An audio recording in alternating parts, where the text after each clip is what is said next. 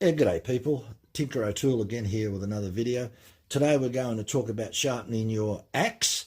A lot of people don't know how to sharpen it properly, so we'll briefly go over that, and we'll just also briefly talk about a splitting axe and a splitting maul, and I can give you those angles now. So first of all, we'll just talk about the angles of an axe. Typically, the main wedge of an axe is between 11 and 20 degrees. The beveled edge needs to be a little bit more. That can vary anywhere from about 18 to 25 degrees. If the beveled edge isn't between, is lower than 18 degrees, you risk folding that edge over, so the edge can get damaged very quickly. A lot of the times when you look at an axe, the cheeks are hollowed out a little bit that way, so that's what we call concave. And when we look at the face or the blade across here, it can be convexed, and that is also the case when you look at a splitting axe. So have a look at the cheeks on that. They're quite a large angle. So typically the angle that you get on here changes quite a lot. So a splitting axe can be anywhere from 20 degrees to 40 degrees on that main part there. The actual bevel can be anywhere from 25 degrees up to 40 degrees, and in some cases I've seen them up to 50 degrees. I prefer a lesser angle where possible. When I say where possible, it depends on the shape of the primary wedge that can dictate as to what angle that you can put on here. Like an example would be, let's just say that you had a primary wedge of 40 degrees. Well, that means that you can't put a bevel on it less than 40 degrees unless the cheeks are hollowed out like that. So in that case, so when I turn around and say 20 to 40, that is where possible. Always I like to go for the lower side because the more aggressive the bevel is, the better it will split or cut. Next, we go to a maul or a block splitter, which is essentially a large wedge. They also have hollowed out cheeks, beveled, so this can be concave, this can be convex. But on the last one, and this is from Cyclone in Australia, so this is a Cyclone block splitter, this gets pretty simple. It doesn't get much more simple than that. The cheeks are dead flat, and it's roughly got about a 30-degree angle. But mauls can be anywhere from 30 degrees to 45 degrees on that main angle there. And the beveled edge can be anywhere from 35 degrees to 50 degrees. You can also have the cheeks that are hollowed out. You can also have them so that if you put a ruler over the top of the blade, you'll see that it's not flat. And we can sort of have a bit of a look at that briefly. So if we take this axe, there is a very, very hollow section there. You can barely see it. And if we put it over the top here, you can definitely see this. Most axes look a little bit like that. Higher in the middle. We'll have a look at this one. Definitely the cheeks will just, you can see the cheeks on this one has a little bit more of a hollow section.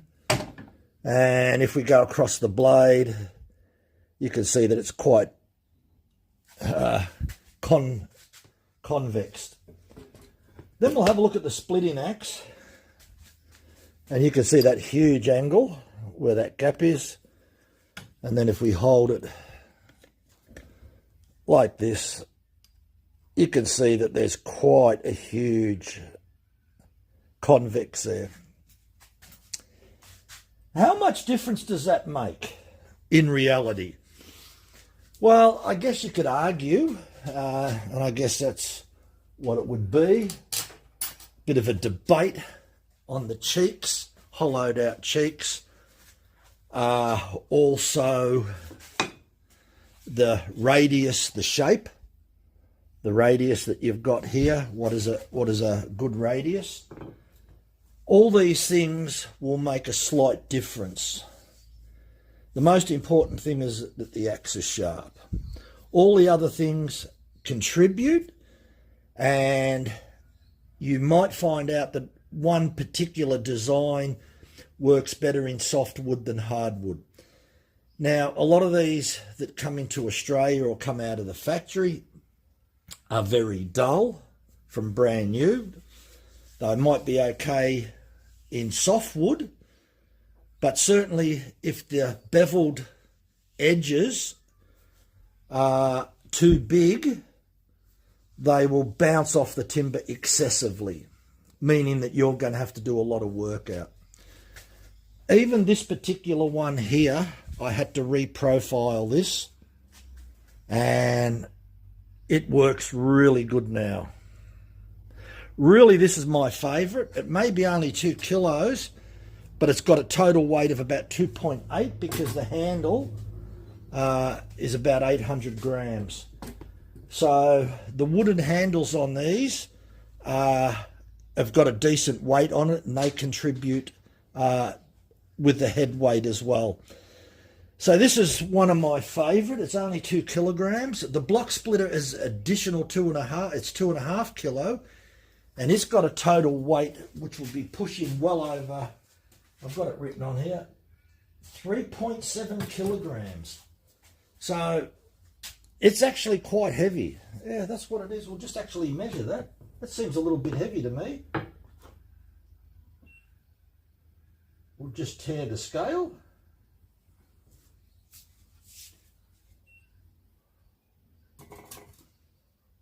.7 kg. Wow, that is heavy.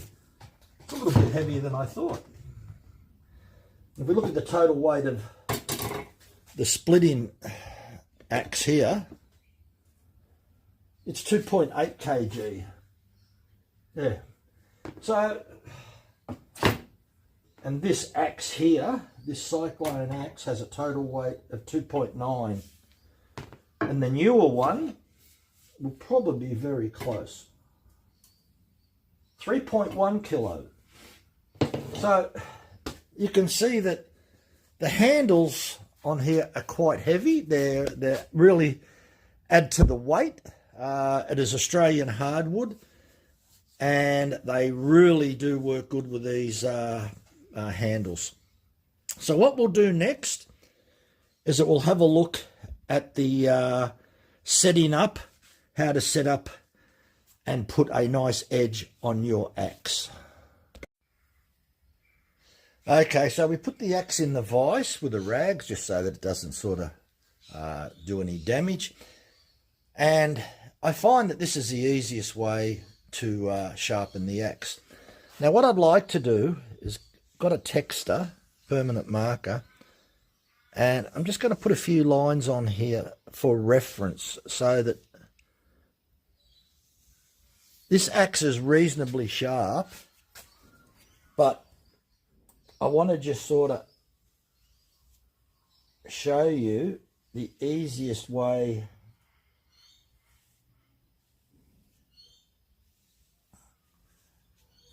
to sharpen an axe.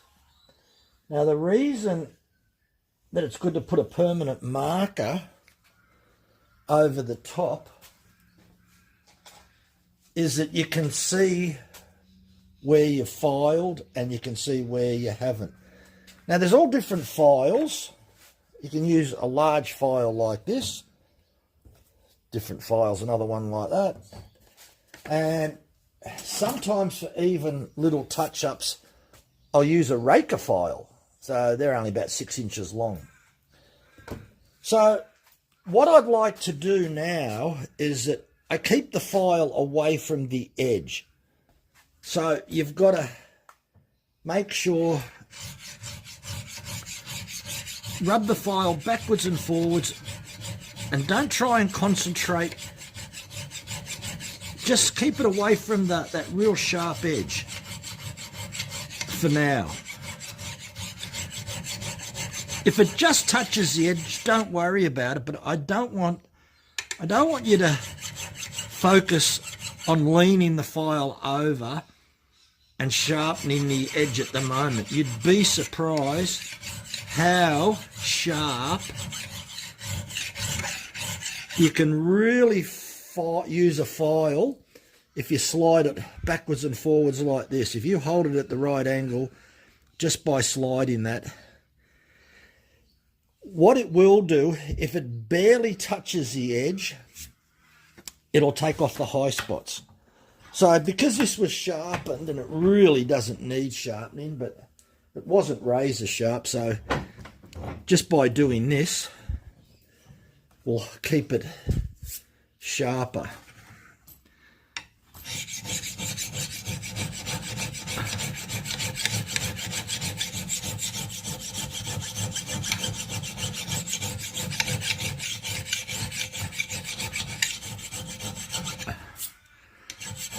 Take time also to run your fingers so that it gets rid of some of the filings. And sometimes the edges need a little bit more attention.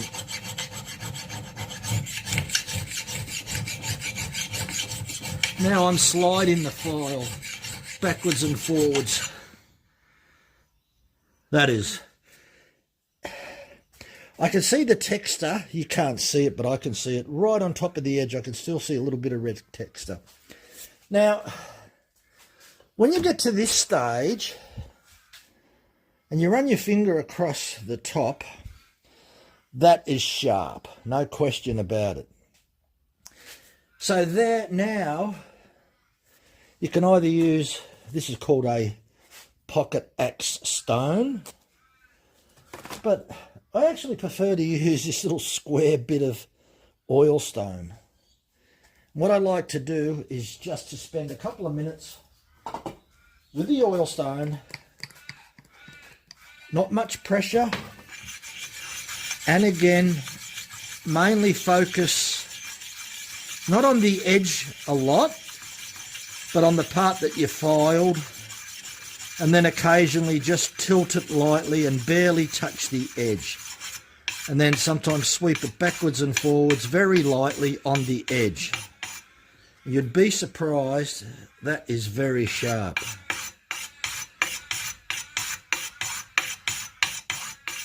Very lightly, you don't need to put much pressure. That is sharp. Now a little bit of oil on the other side. Now remember, this was sharp, so it's even going to be a lot sharper.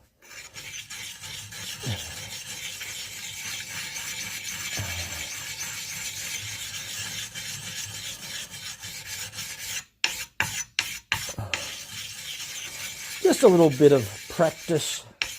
Don't put a lot of pressure on it, and try and keep away from the edge unless you're actually sharpening the edge. Sort of like blend into it. That feels actually quite good. Okay, look, I'm really happy with that. That is really sharp. Now, what you need to do now is to wipe all that oil off.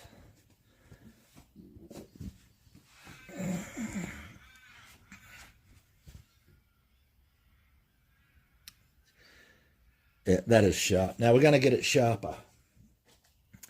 Now to get it sharper, I've got an Easy Lap diamond stone. See, Easy Lap diamond stone from America. Very, very fine diamonds on there. I like to use it with a bit of water. So just a matter of squirting a bit of water on it like that. Now, we need to get this on the edge.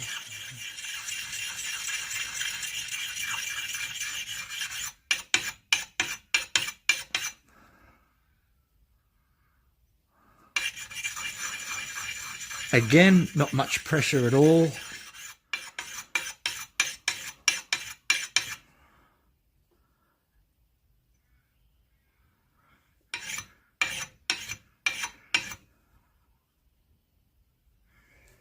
And a little bit on the other side.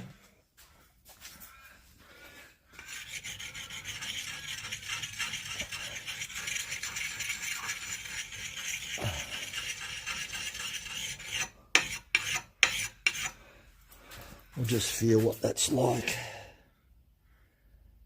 That is very sharp.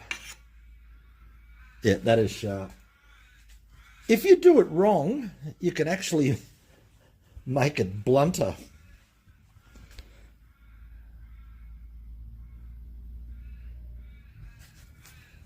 Okay, so you've got that part done there. The final part is a leather strop. So you've got a bit of leather either side. Now when you use a leather strop, just a couple of strokes.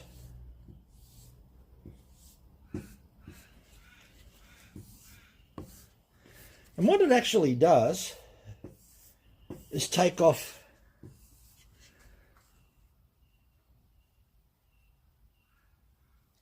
that's sharper. I could possibly make it even more sharp than that.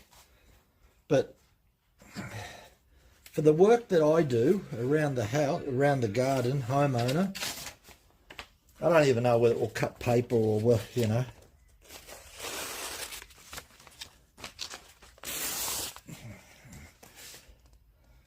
Look, I can get it sharper than that. That sort of cut through the paper, but it didn't cut through.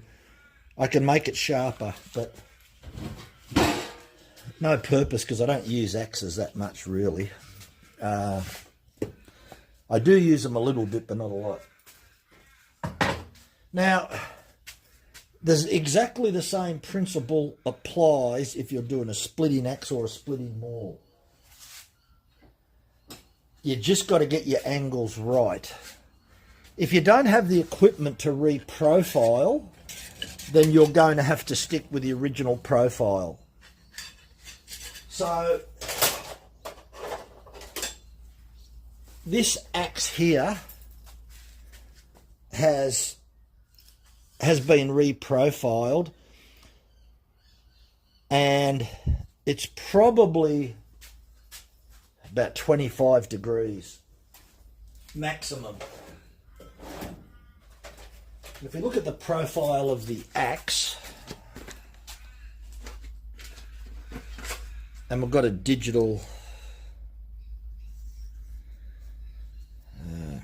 grab this digital angle finder here. So that's our digital angle finder. We'll put it on 0 and we'll just measure the angles.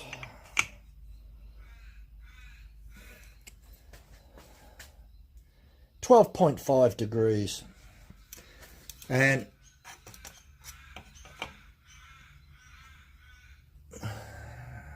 look, it's a little bit difficult to measure with that. I can't really measure it that accurately with that type of. I can get a more accurate measurement using this because the wedge, the angle there is a little bit more easy to. Yeah, that's much better. We've got, it's probably about 25 degrees. Yeah. You could have it probably, I could probably grind the bottom section of that off and have it a little bit more aggressive. But remember, I'm not using the axe in a competition or anything like that there, so it's not going to give me any big huge advantage by trying to get a more aggressive angle on it. Typically, as I said before, an axe should be, if we have a look at the picture up the top there, your axe should be on the main wedge here. The main wedge of the axe should be between 11 and 20 degrees maximum. Most of them around in the middle of that, about 15. Your bevel angle should be anywhere from about 18 to 25 degrees. If we look at the next picture, which is a splitting axe, which is the one that I showed you before, which is this one over here. And we look at the picture at the top, the main wedge can be from 20 degrees to 40 degrees. It depends on the design. And depending on that design, if you've got a 40-degree bevel on here, your primary bevel's going to be greater. So typically, the bevel on these can range anywhere from 25 to 40 degrees, and even in some cases I've seen them up to 50. It depends on the face of the cheeks and how much they're hollowed out. If you actually hollow them out, then you can put a much less bevel on here rather than a big bevel of 45 or 50 degrees. And the last picture, which is the block splitter, the maul, again, it depends on the face, the main wedge, whether it's hollowed out or whether it's not. If it's not hollowed out, you may be limited on what sort of bevel edge you can put on there. So typically, the splitting mauls can range from 30 to 45 degrees, and the beveled angle can range from 35 up to 50. It depends on whether you're splitting hardwood or whether you're splitting softwood. So the angles are not critical on softwood. Just about anything will split softwood, but not anything will split hardwood. So I'm very particular on my angles, on all my axes, my splitting axes or my splitting mauls, when I'm doing hardwood, and the weight is critical. Also, the heavier a splitting axe or a splitting maul is, it'll tire you out a lot more. A lot of the eucalypt trees, is about 700 species in Australia. A lot of them are twisting with a spiral. They're short fibre, they interlock. When you look at Pinus radiata, it's got long fibres and they're not interlocking as much as what the eucalypts are. So the eucalypts are extremely interlocking and can be very, very difficult to split. So that's the way that it is. I hope this information helps. And just remember that if you're going to sharpen your axe, if you've brought it from a shop, it most likely won't have the correct angle, beveled angle on it. I've yet to find an axe that has the correct beveled angle on it. I'll just show you briefly one way, but it can really take a lot of your time, but it is one way that you can sharpen an axe up using the sliding motion. So if you put a rag here, we'll just grab a rag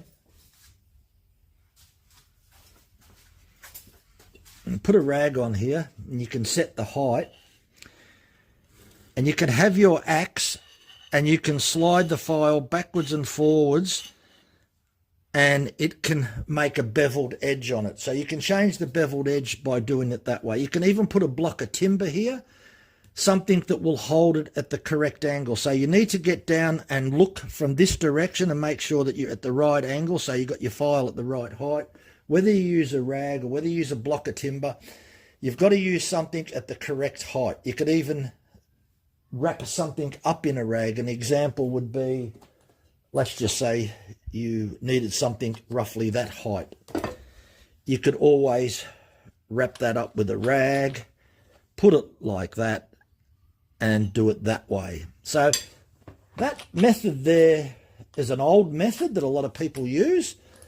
And believe me, it really does work good, because a file, when it slides like that, it really does take some metal off. It really does work good. Another word is, don't use old worn out files. They don't work that good. Make sure that you use a good file. Anyway, thanks for watching. Bye for now.